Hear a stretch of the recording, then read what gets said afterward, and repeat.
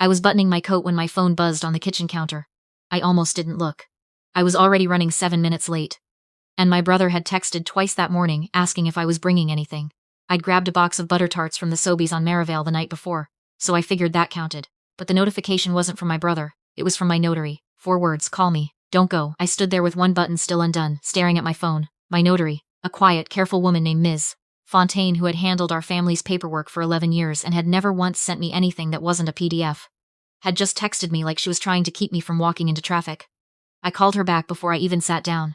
I need you to listen to me very carefully, she said, and I need you to stay calm. I did not stay calm. My name doesn't matter as much as what happened to me. What matters is that 6 months ago, I was 31 years old, renting a 2-bedroom apartment in Nepean, working in health records administration at the Civic, and completely unprepared for the fact that the person I trusted most in my family had been quietly, methodically, for almost 2 years, trying to erase me. My brother and I grew up in a small house near Canada. Our parents weren't wealthy, but they were careful. My dad worked for the federal government for 34 years. My mom ran a small daycare out of the house, until her knees made it too hard to get up and down from the floor. They saved. They didn't take big vacations. They drove the same cars for a decade.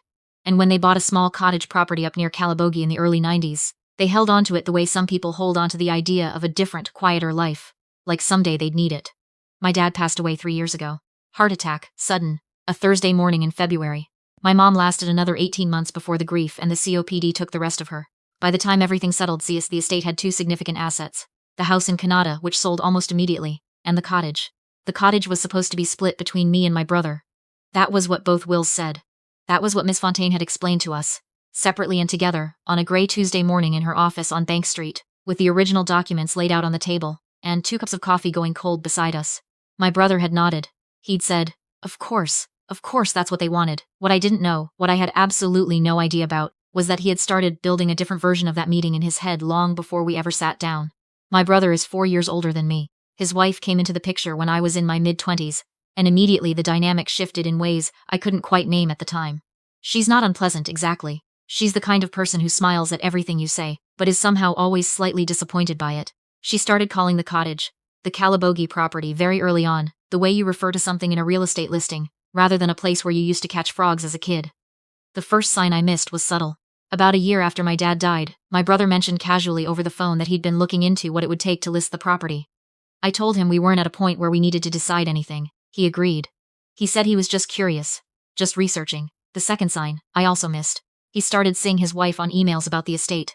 Little administrative things, forwarding documents, asking questions about timelines. I thought he was just keeping her in the loop. Couples do that.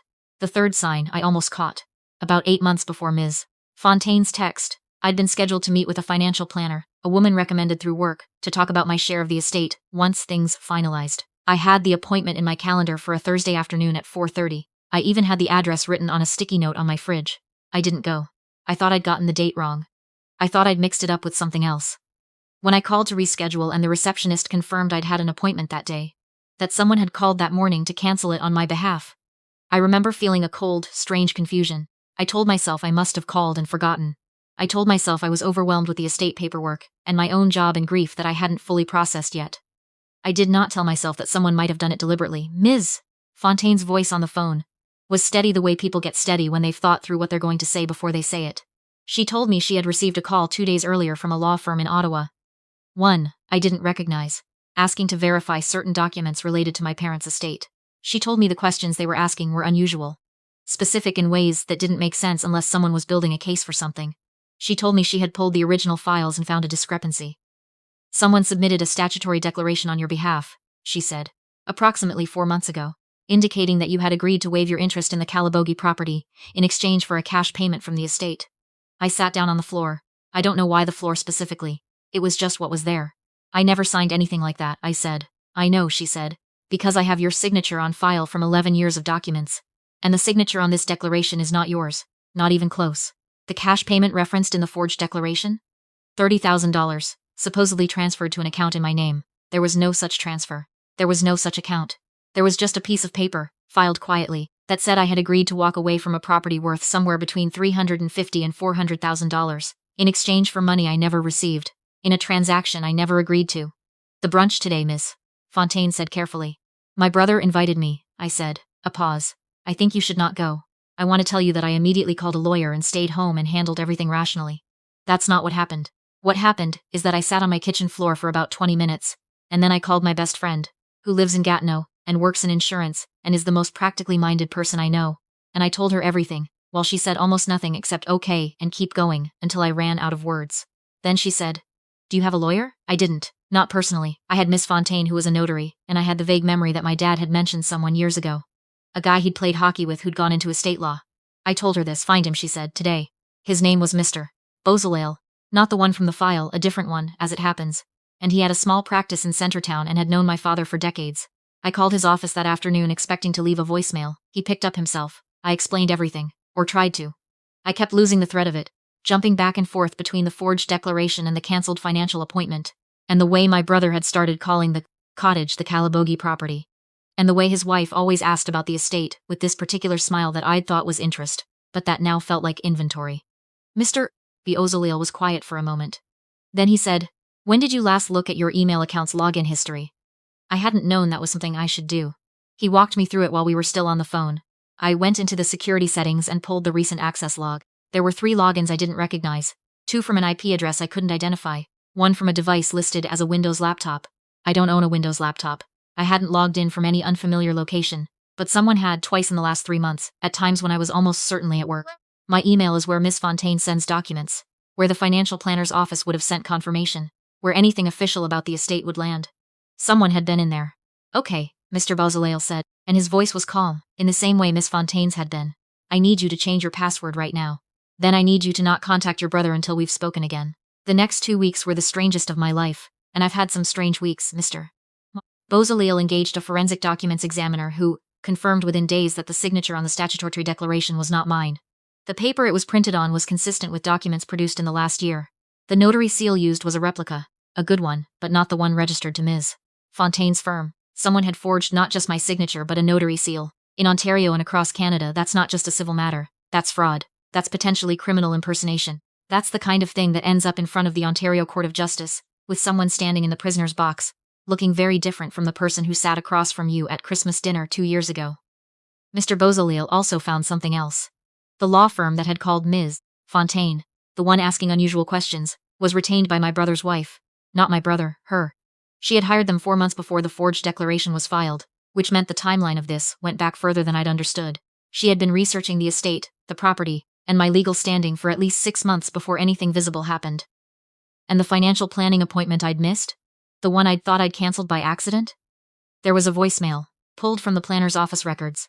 A woman's voice, saying she was calling on my behalf, that I needed to reschedule, that something had come up. The planner's receptionist had noted in the file.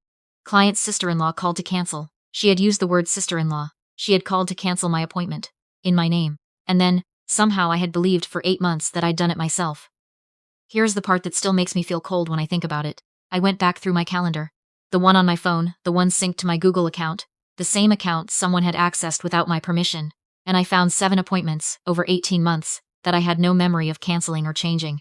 A meeting with the estate lawyer, a call with the bank about the joint account my parents had left, 2 follow-ups with Miss Fontaine that I thought I'd missed because of work. 7 times, I had thought I was disorganized, overwhelmed, grieving and scattered. 7 times I had blamed myself. 7 times, someone had gone into my account and moved or deleted the appointments, so that by the time the date arrived, I had no reminder, no record, sometimes no memory that the meeting had existed at all.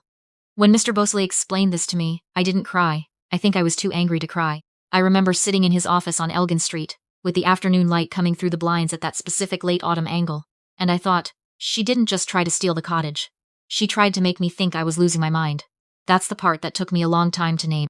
It has a name. Gaslighting is too casual a word for what she did, but it's the right one. She made me doubt my own memory, my own reliability, my own competence, so that if I ever figured out what was happening, I'd be too uncertain of myself to fight back effectively. So that even I might wonder, in some quiet corner of my brain, maybe I did agree to something, maybe I did sign something, maybe I just forgot. She had been engineering my self-doubt as a legal strategy. I want to tell you that when I confronted my brother, he was horrified, that he'd had no idea, that he broke down and apologized and turned on his wife immediately. That is not what happened. When Mr. Beausoleil's letter arrived at their house, a formal notice that the forged declaration had been identified, that forensic evidence had been gathered, and that the matter would be referred to the relevant authorities unless all claims on the property were withdrawn immediately.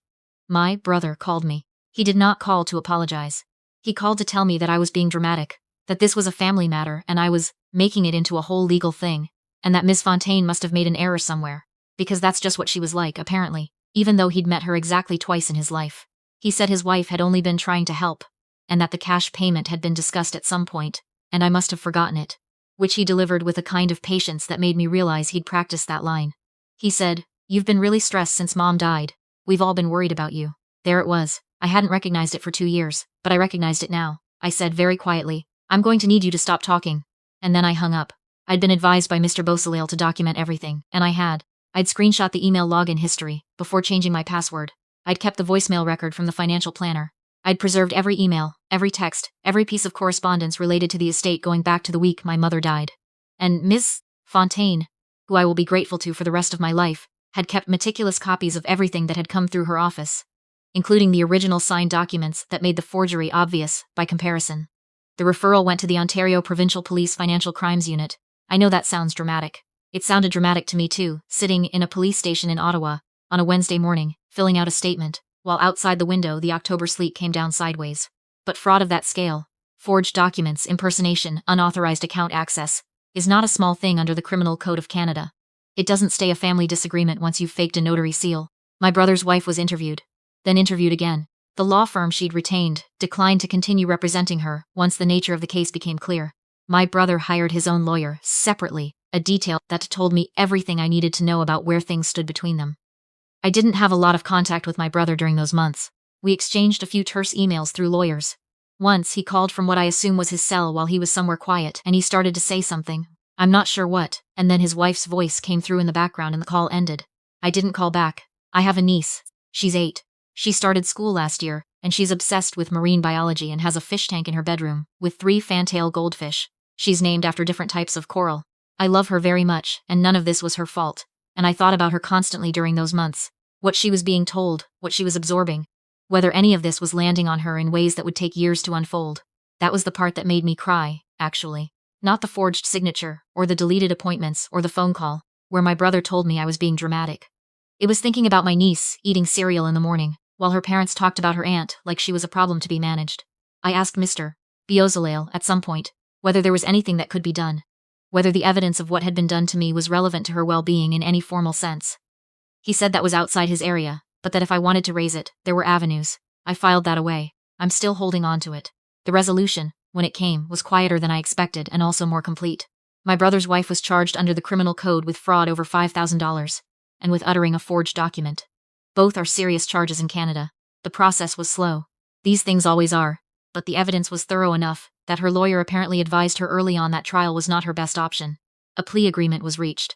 I wasn't party to the details, but I know she received a conditional sentence and a substantial fine, and that the forged declaration was formally voided. The cottage is mine, half mine, technically. My brother still holds his interest, which is a strange situation I have not fully made peace with. We have a formal agreement now, through lawyers, about how decisions regarding the property get made. We don't go up at the same time. We have separate weeks. It is not what I imagined when I was a kid catching frogs at the end of the dock, while my dad made eggs on the Coleman stove. But the cottage still smells like the same pine and wood smoke it always did. The dock is the same. The way the water looks in the morning, flat and silver before the wind picks up, is exactly the same as it was when I was 7 years old, and my biggest worry was whether the frogs would still be there. My brother called me in the spring. I let it go to voicemail. He said he was sorry. He said he hadn't known how far things had gone until it was too late. He said he was in a difficult position, and that he'd made choices he regretted, and that he hoped we could find a way forward eventually. I've listened to that voicemail 7 times. I'm still not sure what to do with it. What I know is this. I almost signed something I didn't sign. I almost walked into a brunch thinking everything was fine, while my ownership of a piece of my family's history was being quietly, legally dismantled around me. I spent 18 months doubting my own memory because someone needed me to doubt it. I came within one text message, from a careful, thoughtful woman who noticed something wrong in a file and picked up her phone, of losing everything. Miss Fontaine, if you ever somehow come across this, thank you. Some people do their job in a way that just happens to save your life. The butter tarts are still in my freezer. I never brought them anywhere. I should probably just eat them.